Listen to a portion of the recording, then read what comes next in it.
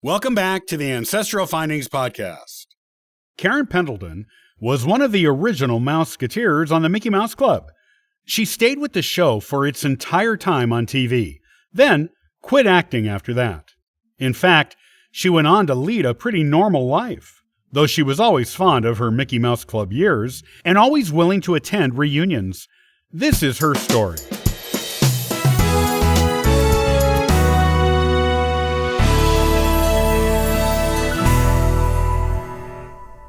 Karen Anita Pendleton was born in 1946 to a set designer father and a housewife mother. She was recruited to audition for the Mickey Mouse Club when executives and producers from the studio made a sweep of local dance studios looking for talent. She was cast on the show and was one of its youngest cast members. She was also one of the only 9 cast members from the first season to stay on the show for the entire time it was in production.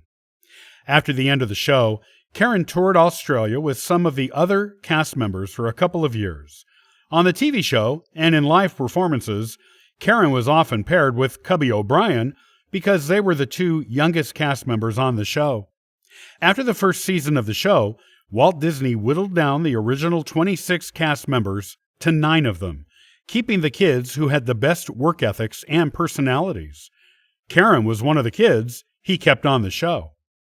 Karen and her usual partner on the show, Cubby, were easily recognizable for their prominent part in the show's concluding song, which ended each episode of the show. Karen and Cubby started out the closing song together, looking into the camera and singing the first line of the song. "Now it's time to say goodbye to all our family." They appeared in the closing song for the duration of the show. The show was incredibly popular with both kids and their parents, who trusted the wholesome reputation of the Disney company implicitly. The ratings were excellent.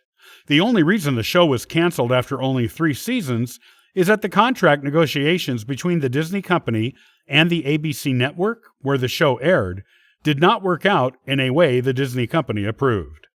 After the show was done, and Karen had finished her tour of Australia, her father, who worked behind the scenes in show business, was adamant that Karen not continue to pursue a career in the entertainment industry.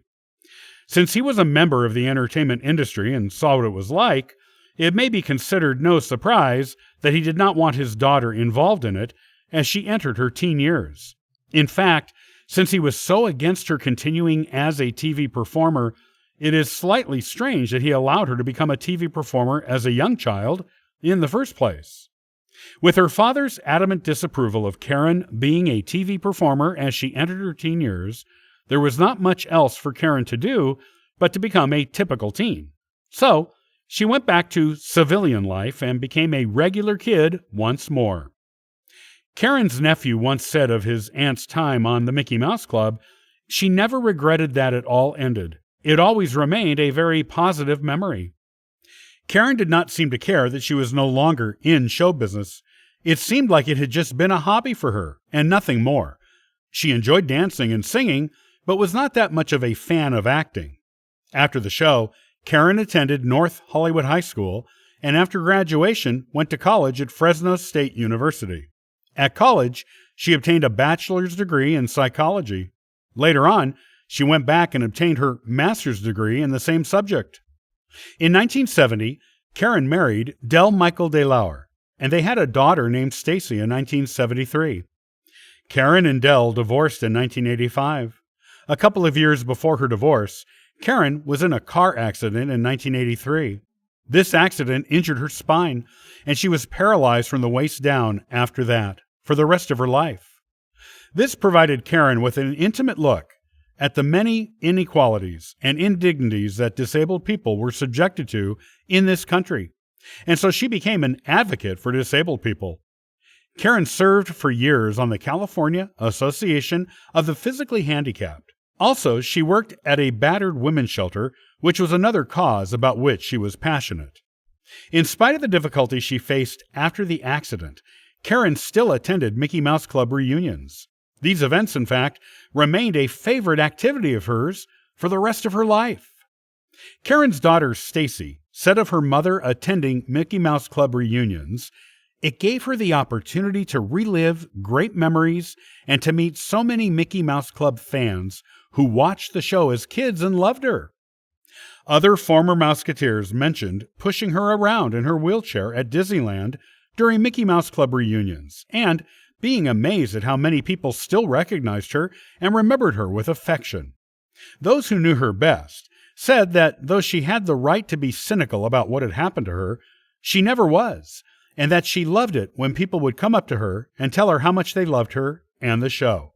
They remembered there always being a positive aura around Karen. Karen appeared in several Mickey Mouse Club reunion shows and parades at Disneyland over the years. She also attended fan conventions. It was something that she truly enjoyed. After she passed away in 2019 at 73 years old, her daughter said, "My mom loved her Mouseketeer family. Getting together with her co-stars was always a high point. It gave her the opportunity to relive great memories and to meet so many Mickey Mouse Club fans that watched the show as kids and loved her. Many told her that they named their daughters Karen in her honor." That is quite an honor indeed. It showed just how much the fans of the show loved Karen and how special she was to them. After Karen passed away, she was survived by her daughter Stacy and two grandsons, Luke and Griffin.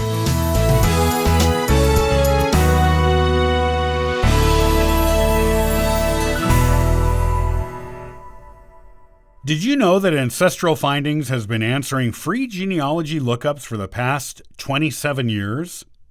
Come on over and download a free genealogy ebook, request a free genealogy lookup, and sign up for the free historical postcard giveaway.